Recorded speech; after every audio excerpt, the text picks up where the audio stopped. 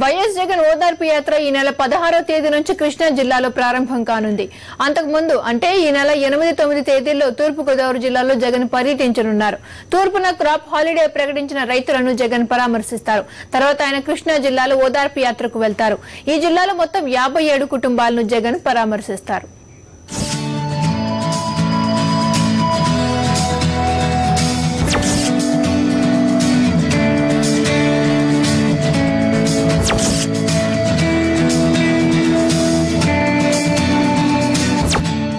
రైతు పక్షపాతిగానే కాక information technology, పారిశ్రామికీకరణ రంగాలలో కూడా కృష్ణా జిల్లాను అగ్రస్థానంలో నిలపడానికి డాక్టర్ వైఎస్ రాజశేఖర రెడ్డి శక్తివంచన లేకుండా కృషి చేశారు. 2 దశాబ్దాలకు పైగా కలగానే మిగిలిపోయిన పులిచింతల ప్రాజెక్టుకి శంకుస్థాపన చేసి నిర్మాణాన్ని ప్రారంభించిన ఘనత వైఎస్ది. ఐటీ అభివృద్ధిని రాజధానికి పరిమితం చేయకుండా సీమాంధ్రలో ప్రధాన కేంద్రమైన విజయవాడకు విస్తరించాలని భావించారు. అందుకే ప్రతిష్టాత్మకమైన ఐటీ పార్కును గన్నవరంలో ప్రారంభించారు.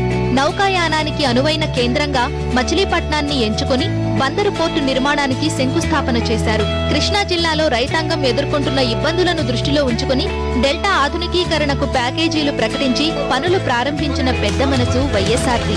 ఇవే కాకుండా జిల్లా అభివృద్ధికి సంబంధించి మరెన్నో కార్యక్రమాలను అమలు చేసి మిగతా జిల్లాల కంటే ఎక్కువసార్లు కృష్ణా జిల్లాలో పర్యటించి జిల్లా ప్రజానీకంపై వైఎస్ చెరగని ముద్ర వేశారు. వైఎస్ మరణానంతరం ప్రభుత్వ సంక్షేమ పథకాలు అటకెక్కడంతో పాటు జిల్లా రైతాంగాన్ని పట్టించుకునే నాథుడే కరువవడంతో రైతు పరామర్శ పేరిట వైఎస్ జగన్ కృష్ణా జిల్లాలో పర్యటించారు.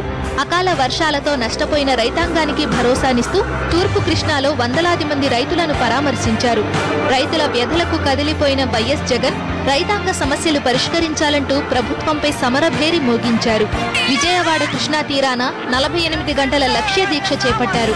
ప్రభుత్వంపై సామాన్యుని ప్రతినిధిగా ఎన్నో దీక్షలకు బెజవాడ లక్ష్య దీక్ష అంకురార్పణ అనడంలో సందేహం లేదు. ఈ దీక్ష సమయాన లక్షలాది మంది ప్రజానీకం జగన్ వెంట నిలిచారు.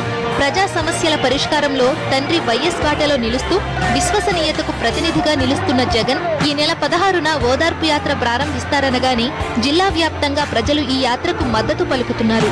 రమాకాంత్, సాక్షి టీవీ, విజయవాడ.